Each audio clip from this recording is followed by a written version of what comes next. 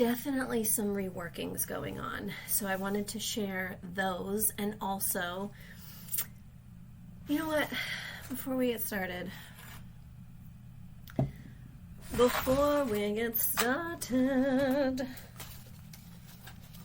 I know I have it around here. I have like all my oracle cards out. There it is. Let's light this bitch up. And just sage.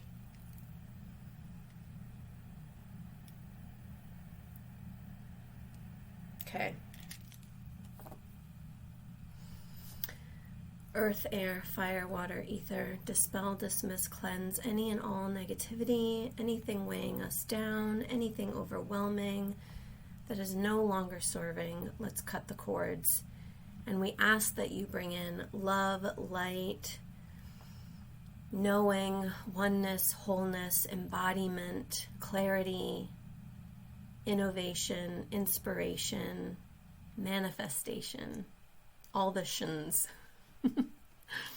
And so it is, and so it is, and so it is. All right, so there's definitely been like a reworking happening for me, and I really, if you're watching this, this is going to be on my Patreon, but also my YouTube. And surprise, I'm starting a YouTube. Have I figured out all the answers? Nope. Is that what life is about? Playing? Yep.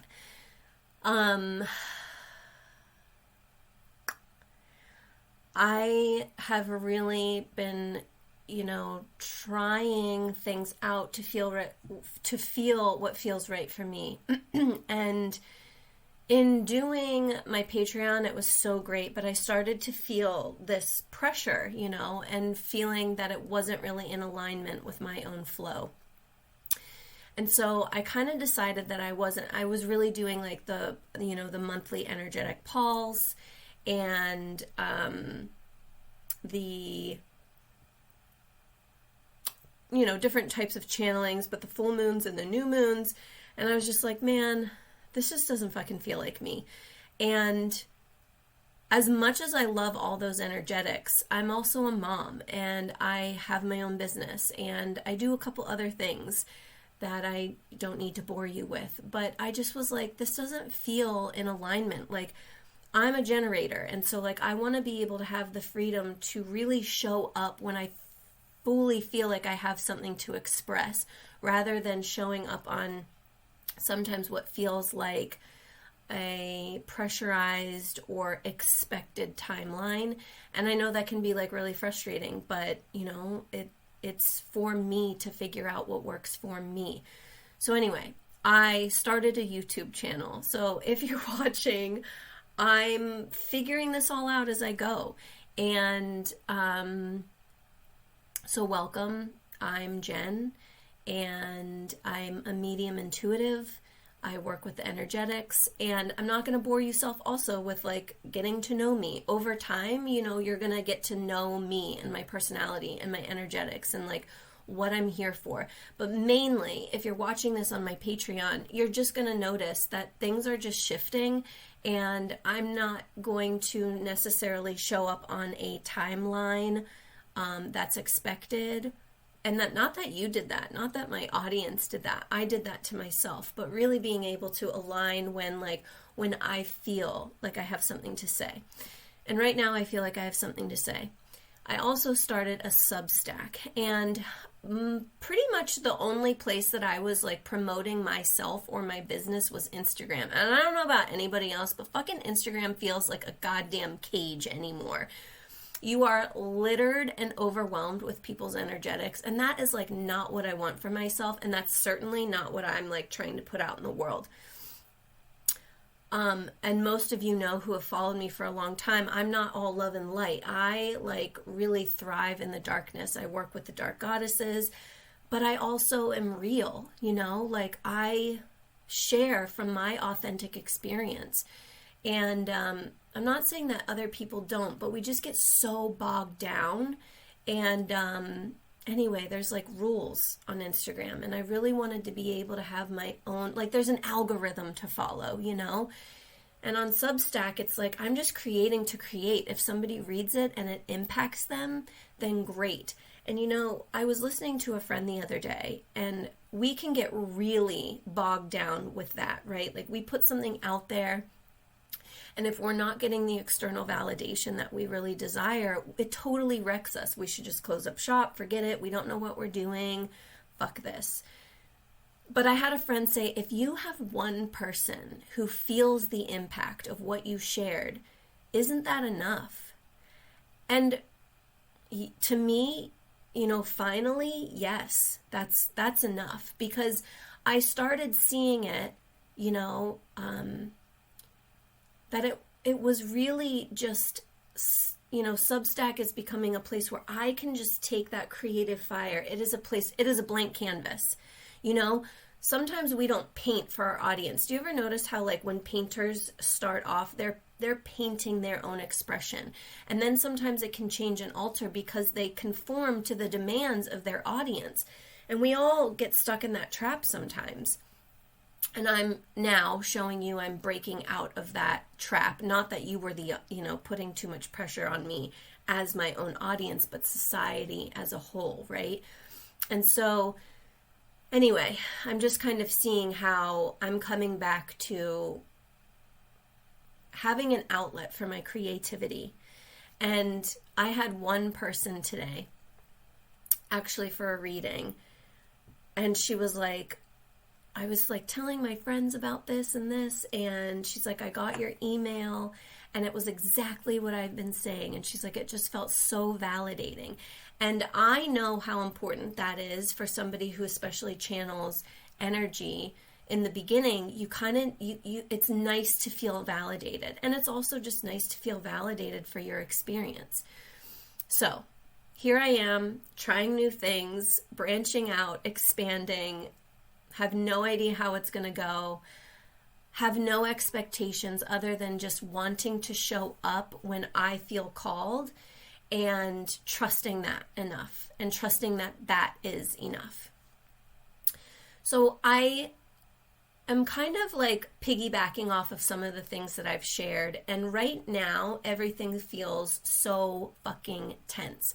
And I am a woman who loves a good conspiracy theory. I am a woman who is obsessed with the mystical and magical. There's probably not one thing that isn't going to stretch my mind or that I'm open to. I mean, I'm that person who might be resistant to it, but I'm also like, might be, or meh, there's a parallel, it's probably existing somewhere. I'm that person who can kind of really expand, and that's in my gene keys. That's just who I am. Nothing's impossible, right? And I do tend to tune in more to the good, right? That's really where I want my energy to be, even though I'm born under a balsamic moon, and I really just had kind of a tune-in from a friend who was reading my chart, where it was like, wow, this is, it was just like a recap and a reminder of how much the darkness is where I thrive, but it's where I find my light. And so I feel like that's one of the avenues that I'm here to guide other people, where, your darkness isn't something to be terrified by, but really where you find your power. So, with everything that's going on in the world, and I will share more openly as the time goes on, but I also don't want to be bogged down with the third dimension, the 3D. And it's because I think that there's so much more to see and expand into than to be holding on to what we are seeing unraveling in the world today. It's just not where I want to spend my time, But it also feels like I can be kind of a world walker. I've got one foot in what we kind of see as the collective reality, and then I have another foot in this other reality, which I call the golden age or the new paradigm. And you're kind of walking both worlds, because the collective is kind of what's keeping you there, right? but your own soul knows, oh no, we're moving on to something bigger and better and grander. And, you know, so many of us don't know what that looks like. And I'm not going to sit here and pretend that I have the fucking answers. Like, I know I'm really good at what I do, reading energetics, but I don't have the answers. I have enough trust and faith in myself to follow what I get for my path. And maybe what my path is will help glimmer some light on your path or where you can feel validated or seen. So, I've been doing a lot of work with Inanna because so much of what I have been feeling is this new paradigm and this new timeline of really existing in being. And that feels so fucking foreign. Like, we don't know. Also, I don't know how well that's going to go on YouTube. I'm probably going to be bleeped out a lot. So I'm going to try my best to not swear. We have not really any idea of what this new paradigm is really going to look like in a day to day. But what I am feeling is this withdrawal from technology in a way. And I don't, like, I'm not a tech person. Like, here I'm like recording and doing things, right? Like, I'm not against technology, but I think what I'm starting to see is that we get so bogged down with like the algorithms or the rules that we become something that we're not, right? And so I also feel like this world walker where I'm like still in this dimension of trying to follow the rules. And is it okay to break the rules, to being over here where it's like, I don't care about the rules. This isn't in alignment with who I am. And I've been doing like a lot of work with Inanna, and Inanna has been so powerful for me. She's also considered Venus, and Venus is my Time Lord, which actually ends in March, and then I'll be moving into a Mars year. But Inanna has been such an incredible guide, and her biggest thing is sovereignty. You know, it's releasing and relinquishing these masks that we feel like we have to wear, and that's in everything. Do you know what I mean? Like I just said today in my reading, it was like, who the heck would I be if I didn't have TV or a magazine telling me what I should look like or what I should be wearing as a 40-year-old woman? Like, that's really wild to think about. Like, who would you be? Like, what would you like without being influenced in some capacity? And that's kind of like what I'm feeling. I'm feeling like this withdrawal where I'm like, I really want to quiet the noise, and I really want to be able to like remove these masks of like who I thought I had to be, to really just allow myself to be who I am. And sometimes that takes playing with because we don't know, you know? In my Substack, I talked about Plato's allegory of the cave, and it was just like so fascinating to see that that's like what we're seeing in the collective, you know? We are literally seeing puppeteers behind us that we don't even know are there. And now we're realizing they're there. But they're projecting these shadows onto the cave wall, and we're only looking forward. And we believe those, you know, shadows to be real. Meanwhile, some guy's let out of the cave, and he finds the journey extremely painful and awakening. And then he's like, oh my gosh, like that wasn't at all reality. That was all illusion. This is real. Like, this is real life. And I feel like that is what we're going through as the collective. You know, Plato was a smart guy. He knew what he was talking about. And, you know, the guy went back to try to help his childhood friends and was like, listen, I can help you. Like, I can free you. And they were like, absolutely not. Are you crazy? You didn't even come back normal. You couldn't even see in the cave. You know, his eyes had adjusted to the light so he couldn't see in the cave. And so they were like, no, you're not right. Something happened and that's not right. And they, in some stories, they actually killed the people or the man who was trying to free them. And you can also see that in the collective. People are so angry that their reality is being shattered right in front of them. You know, they're fighting to keep this alive. And I mean, and it's such Inanna energy, because it's like, are we fighting to keep that alive, or are we willing to walk in the darkness to find out who we are and adjust? You know, it's like Plato is talking about coming out of the cave, and we have to come out of the cave to be able to see that that's not real reality, right? That that's an illusion, that we are the creators of our reality. But then we have to go back into the cave like Inanna to be able to understand who we are. What do we want as an individual? How does our creative fire flow as an individual? What do I like without being influenced on what I should like or what I need to like, or what makes me, you know, popular or in demand or whatever? And it's just this energy right now, and it's all so beautifully, divinely orchestrated, because we're at the end of the year of the snake. On February 17th, we move into the year of the horse.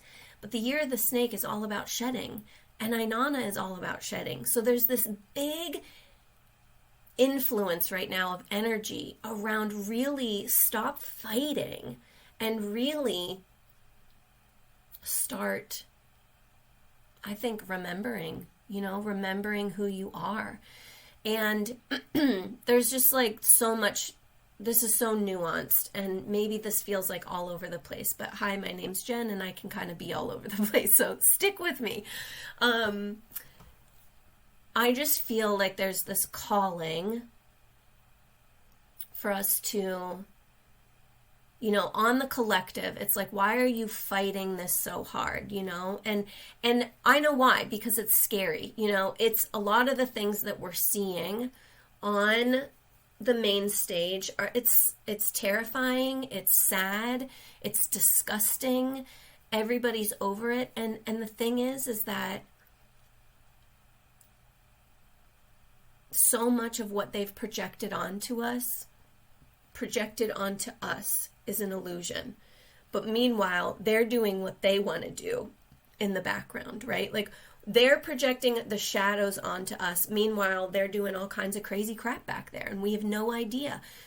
But why are we fighting against that so much, right? Or why are you fighting against something in your own life that you're like, this has to work, rather than, you know, going inside your own cave and going through the gates of understanding who you are and what you want. And I said this today in my reading, this came up, and my client was like, I'm so frustrated with how things are going. And this has come up to me before. I channel this light being that she's given me the name for herself of Celeste, and which I now understand to be plasma, which, you know, that's a whole other thing that if you're with me, you know, we'll unfold that book together. But Celeste had told me, you know, that the planet is receiving more light than we've ever had before. And with that, what happens? The shadows are gone, right? They dissipate and they disappear, which means more is seen. You know, you couldn't see what was in the woods at night, but now that the sun is out, you're like, oh my gosh, I didn't know that was over there. I didn't know that was going on. I didn't know that was happening. Or I didn't know that beautiful garden was over there. You know what I mean? There's both sides. But she also was talking about how we sometimes see something that needs to go a certain way, or we want it to go a certain way. And the only resolute message that I keep getting from her is that our job right now is to focus on our own energy. Like, the revolution that so many people are talking about, it is an energetic revolution, you know? And I know that probably sounds frustrating and annoying, but I've gotten that for so long, and I truly, truly believe that. And I don't believe, honestly, that I'm going to make any difference causing more harm with my hatred or my grief or my anger. I feel like I'm going to do more and be more of service, holding my own energy and really standing in my own sovereignty. And so I just want to invite so many of you who have been with me and maybe find me on YouTube to really look at your own life and see, like, where have you been masking? And you don't have to look as big as the collective, right? But like for me, I was masking in so many ways on performance, in so many things. Like, and I was realizing that this wasn't actually in alignment. It was because it was what I thought I was supposed to do. And it's very tricky. It's so sneaky how it happens, because you open this avenue of creativity, and then you have this pattern, right? We all have these patterns that we've been programmed with, and it kind of sneaks in and takes over, and it becomes something or exactly what you didn't want it to become. And so you're like, okay, I can see that pattern, and now I want to expand, I want to move beyond that. So like, where are you holding a mask of, I don't use my voice because I fear I'll be judged? And I will also get super vulnerable here. There are so many times that I don't say what I am truly and honestly channeling because I am so fearful of how people in my own personal life will perceive me. The amount of times that I have like lost people who I thought were really for me,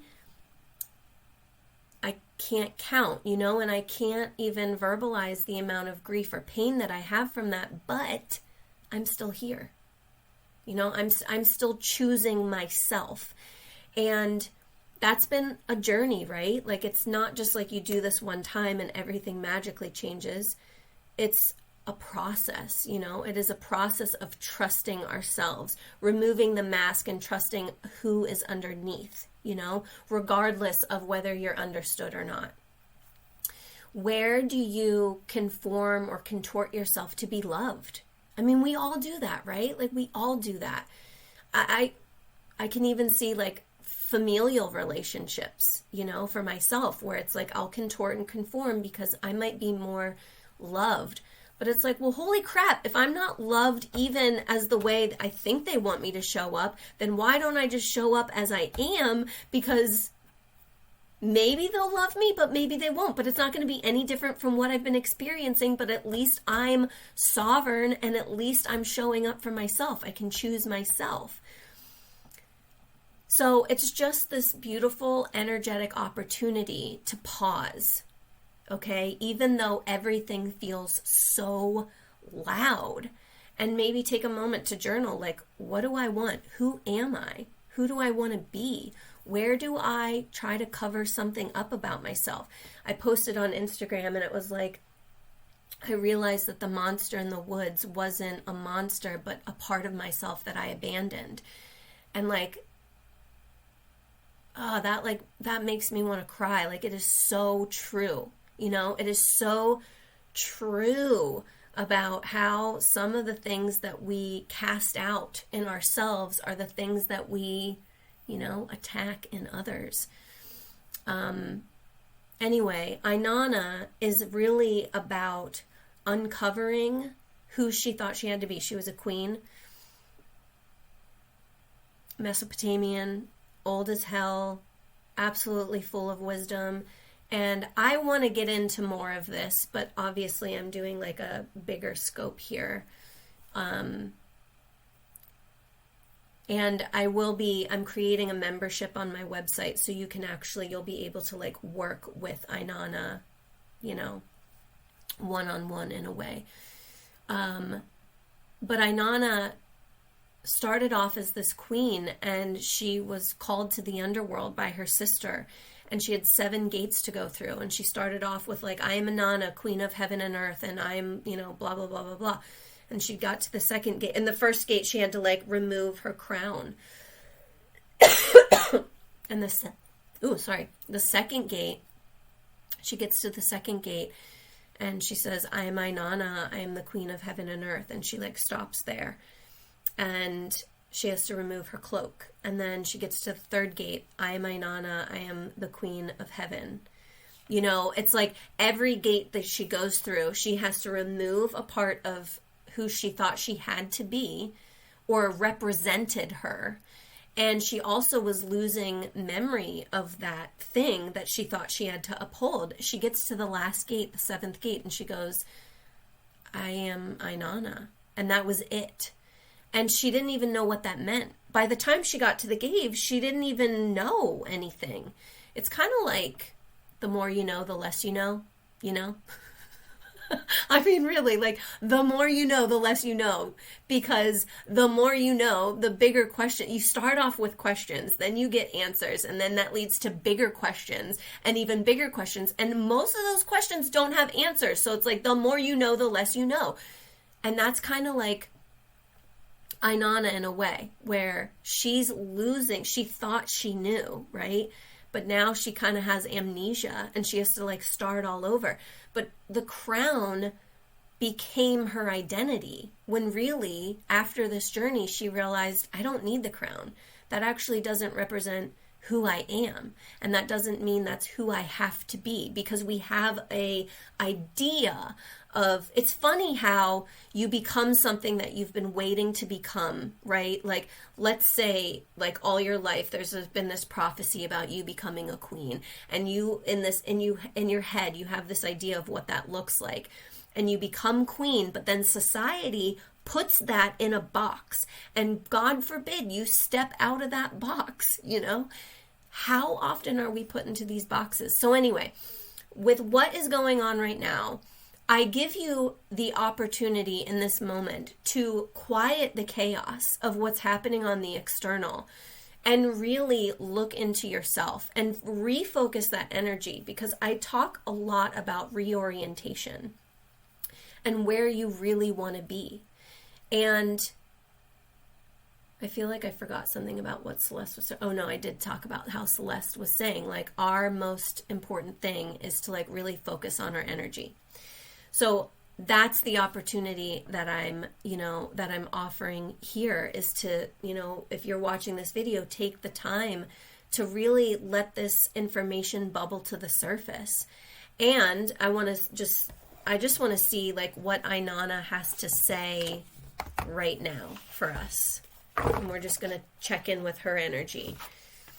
I have so many deep dives that I will, some of it's going to be going on my website, but some of it isn't really going to be shared here with mermaids, primordial gods, priestesshood, all these amazing things that I'm really like excited to share. But right now we're going to do like the energetic pulse of like why I'm even feeling her right now, right? So we'll just see like, what does Inanna have to say for the times? Oh man. Oh, I love this. I'm also just reading, I just got done reading the Fourth Wing series, and like I have never read this much in my life. Last year I read 21 novels. Since January to this date, I have read 3 smut novels. And of course, it can't just be like, oh, we're human. There has to be some kind of magic involved. Like, I'm loving Sarah J. Maas. I'm loving Rebecca Yarrow. Is that her name? Yarrows. The Fourth Wing. I think that's all I've read thus far, really. Anyway, I'm loving those books. So if I'm going to be reading something like that, like I need magic. But I just picked up again Women Who Run with Wolves, and I read that when I was like 21 or 22, and I'm rereading it. And the card that we just got is, I don't even know how to say this. Is it Borage? You were wild once, don't let them tame you.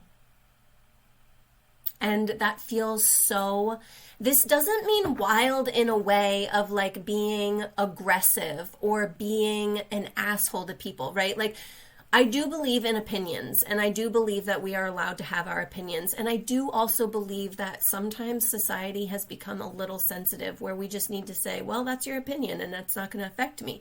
Because we are allowed to have our opinions, whether they seem slightly offensive or not, and I know that can be like a touchy subject, because I think there are hard lines there, but I digress. That's not what we're talking about. This really feels like You were wild once. You weren't boxed in. You didn't have to mask. You were magical and creative, and you ran with the wild. Do not let them tame you. Don't let them create or mold you into something that you're not, right? Like, this feels so good for right now too, because it's like, where can we refocus our energy where we're putting so much energy on the external? Where can we really, like, what do you want to bring to the world? You know, like, how do you want to be remembered? And how do you want to be creative? And how do you want to bring people together, you know? Okay, what else does Inanna have to say? That feels like really beautiful, truly. Ooh, I got a couple. All right. The Rowan tree. Slow down and embrace your feminine side. Now, I did a little post on this too about like our feminine side and like what so many people think that to be. But like our feminine side truly, yes, is soft and slow and loving and nourishing. It's all things Venus. But it's also where our fucking creative fire is. I have got to learn to stop swearing if this is going to be on YouTube. The feminine side is power. It is creative force. I truly believe, from what I have channeled, that the blueprint of existence and the blueprint of the universes and all universes is of a feminine code, a feminine coding. It is the blueprint of expansion, contraction, and rest. And expansion takes power. I mean, it takes energy to do that, right? And I'm not coming from a feminist point of view, but I do believe that the feminine power has been completely wiped from history. This is really saying, slow down, embrace your feminine side. This is Inanna saying, slow down enough so you can hear yourself. Inanna was the oracle. You know, we all have that divine intuition that lives inside of us. I get all the time, oh, I can't do what you do. Well, maybe, but do you practice? Like, do you give yourself space to hone your skill? You know, some of us are just like blessed, but like some of us like do have to like hone that energy, that skill every day, right? There's a learning curve. There's a learning process. This is reminding us, like, slow down enough so we can tune in with that part of ourself. Mokash, ancestral guidance. You are never alone. I really love this. I believe that our feminine side also truly connects us to the magic of our lineage. So we could go on a whole other deep dive on that. I'm getting like so many creative hits here. You are never alone. I feel like whether like we all come from something, and this to me is also saying like ancestral guidance. There's this thread with Inanna, right? And like I feel her energy right now for the last year because it's been my Venus year, but Inanna is with us all the time, and that wisdom can be tapped into at any moment that we choose, right? And maybe you're not a female watching this, even though I feel like my stuff is predominantly female driven. This just gives you the opportunity to like remember you're not alone, you know? And even if you are a man, what is your feminine side? Where is your creative power? What do you have that you want to create that maybe you're like pushing down because you think you're supposed to be a certain way? Okay. Oh, I love this, Delphinium. Don't be afraid to jump in. So this is so great because it's like, again, the masks, right? And when we go to uncover who we are and what we want, you might feel resistance around that, right? Because it's so unfamiliar from what you know. But this is reminding us, like, don't be afraid to just jump in, you know? Like, one of my mentors would always say the F it moment, you know? I'm really trying to be good here. The F it moment is like, what do you have to lose? Really, like, make a list if you need to. You know, if it's like your job and your livelihood, I'd get like maybe thinking that one over. But if it's like you really have nothing to lose because you have what you need, you have your, like, I think about that a lot. Well, what if I were cast out by society and called crazy? I have my husband, I have my children, I have my family, like I would be okay. And even if I didn't have those things, I trust I would be okay because I trust myself, right? I trust myself enough to get through whatever I need to get through, to crawl out of whatever hole I've put myself into, right? So this is just reminding us, don't be afraid to jump in. That feels really good. All right, and I want to do one more card. All right. Allowance. Oh, this one's so great, and there's a mermaid on it. I don't know if you can see that. Yes, allowance. This gets into like my Medusa vibes. Oh my God, so many things. Allowance. Where do we really allow ourselves to truly feel what we're feeling? Where do we allow ourselves to really say what we're saying? My friend was talking about this on her podcast, and it just was like so validating because she had somebody, like a guest on, and they were talking about how, you know, she's like, I feel like I swallow a lot of what I'm feeling. And she's like, sometimes I felt like I just needed to say, like, I hate my kids. And it was like, oh man, that felt so validating. Like, as a mom, I would never say that to my children. And that's not how I feel all the time, right? But like, we have these moments where it just becomes like so monumental. And then we're in that box of like, I can't say that. I'll be cast out, or I'll be judged, or people think I'm crazy. I have to be the loving mother all the time and nurturing and completely sacrifice everything about myself to uphold this identity, right? And it was like, whoa, yeah, I forgot I get to say that. I don't need to say it to their face, but I can like write it down in my journal and be like, I'm really struggling because like I really wanted to do this and these turds won't leave me alone sometimes, you know?